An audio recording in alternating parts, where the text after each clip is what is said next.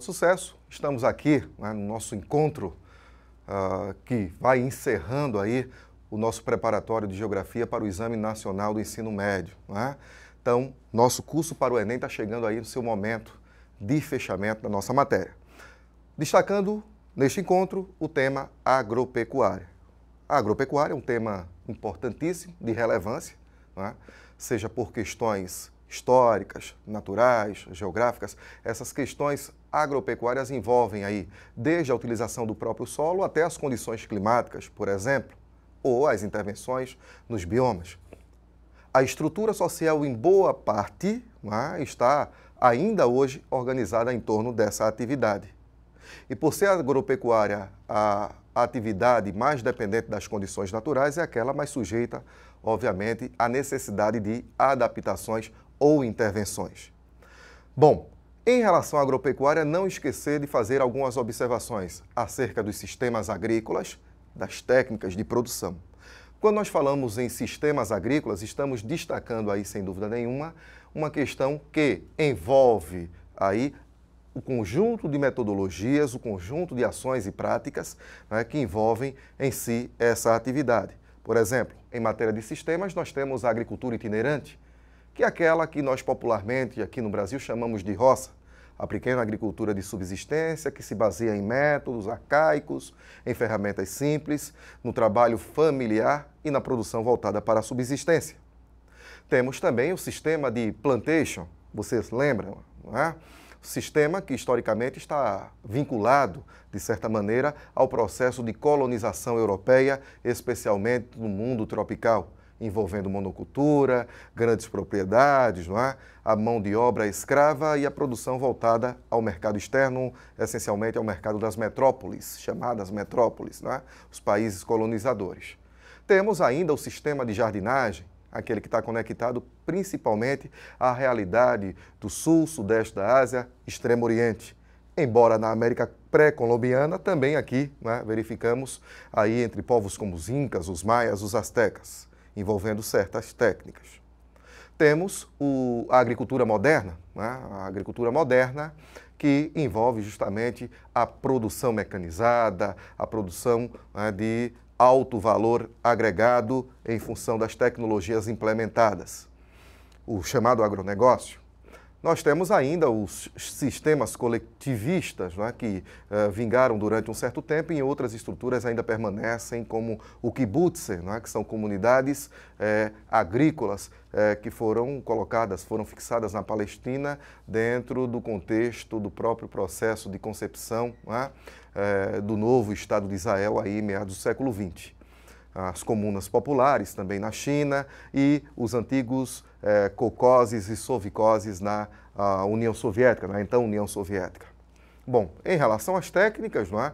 Envolvendo a questão da adubação, da irrigação e as suas funções, a calagem ou colocação do calcário moído para basificar o solo e torná-lo apto à agricultura, além da aração, como, por exemplo, não é?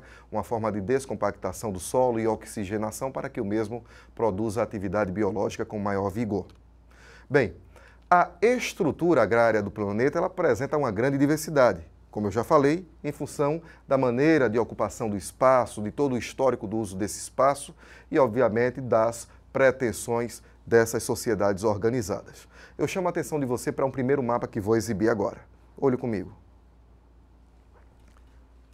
Este mapa, ele traz justamente aqui uma distribuição geral da atividade agropecuária no mundo.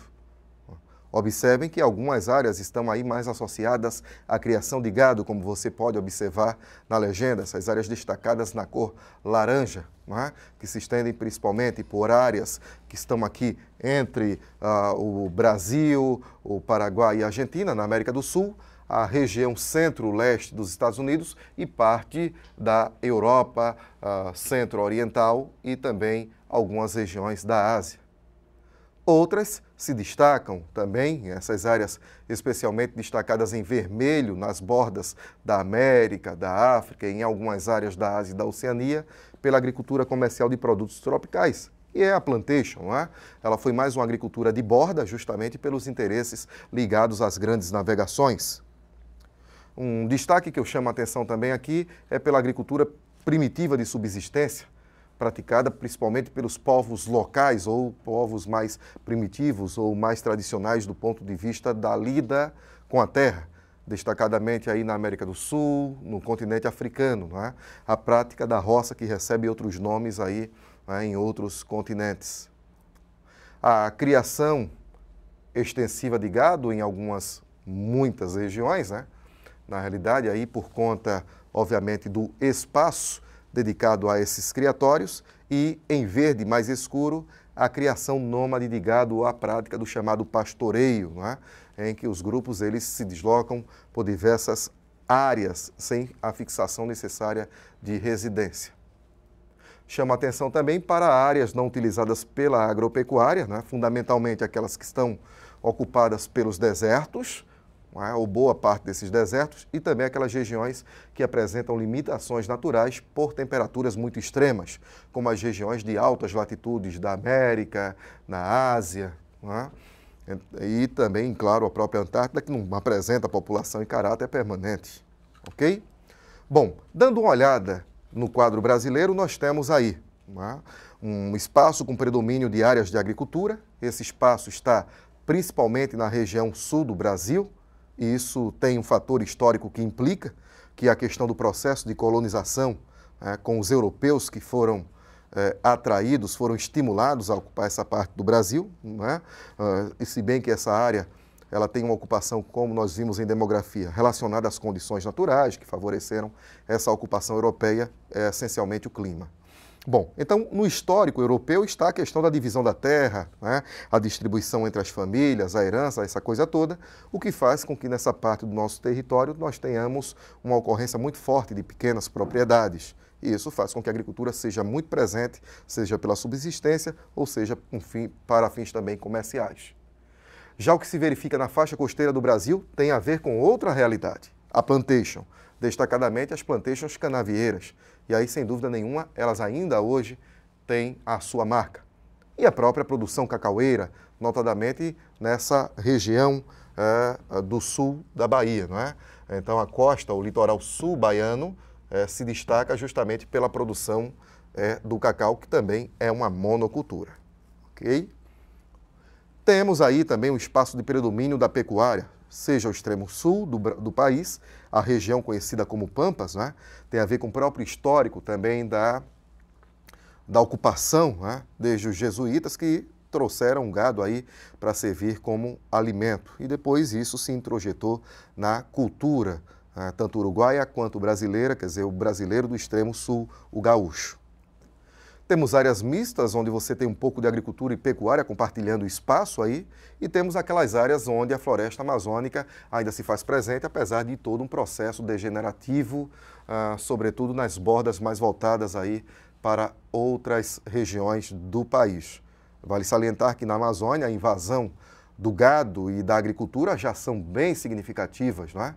Tanto é que hoje a pecuária é considerada a atividade que mais degrada o ambiente amazônico. Já foi o extrativismo vegetal, já foi o extrativismo mineral, mas hoje a pecuária ela é a atividade mais degradante no ambiente amazônico, ok? Juntamente aí com o avanço de cultivos como o da soja, que vem se expandindo pelo país inteiro há algumas décadas. Vamos dar uma observada em um outro mapa do Brasil? Vamos lá.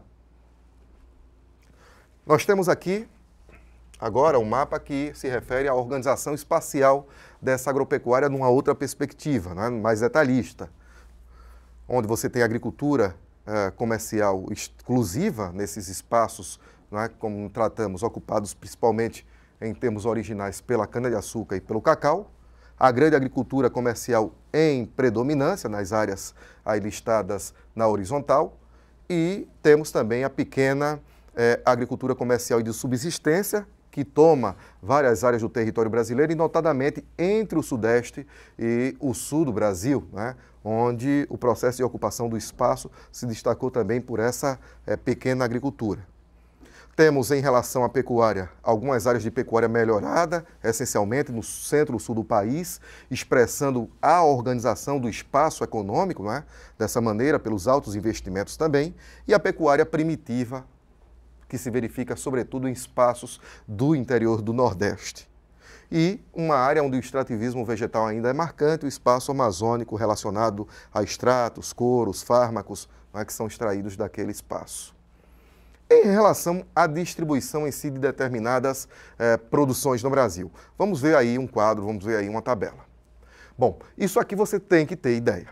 Mesmo que o ano de referência não seja exatamente um ano recente, o ano atual, mas você tem que ter pelo menos uma ideia disso. E a ideia se faz justamente pela diferenciação entre produtos que são consumidos principalmente internamente e aqueles produtos predominantemente de exportação, além das chamadas lavouras temporárias. Então, qual é a ideia que você tem que ter, pelo menos? De onde é que se produz? Qual é o produto e onde se produz? Tá?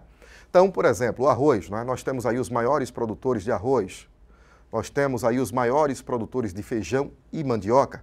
Arroz, feijão e mandioca, na cabeça tem que estar. São produtos predominantemente voltados ao consumo interno aqui no Brasil. Já laranja, no caso o suco, né? Já que temos o processamento, a cana, né? No caso aí a produção açucareira sobretudo, e depois também o etanol, a soja, o milho e o café, né? São produtos destinados em grande medida à exportação. No caso da cana, a produção canavieira açucareira, né? Voltada principalmente para a exportação. E produtos de lavoura temporária como trigo e algodão. Produtos de lavoura temporária são bastante condicionados ao clima, né? O trigo, por exemplo, é utilizado em rotação com a soja durante o verão.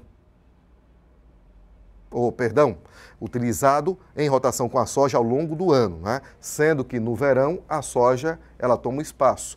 Passado o ciclo da soja, vem o trigo, né? Durante o inverno, já que o trigo ele não suporta temperaturas muito elevadas.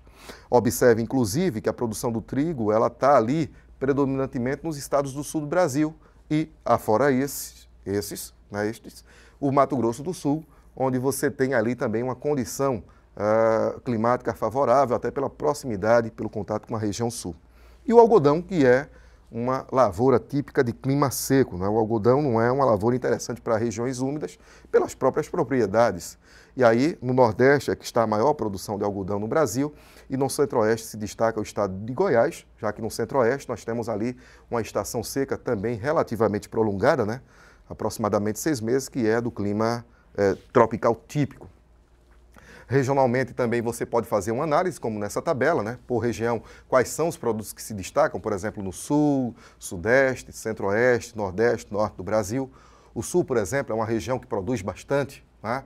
O trigo. Além do trigo, você tem uma grande produção de maçã, de uva, né? Uma grande produção também da soja, do feijão. Já no Sudeste, destaca-se a cana-de-açúcar, né?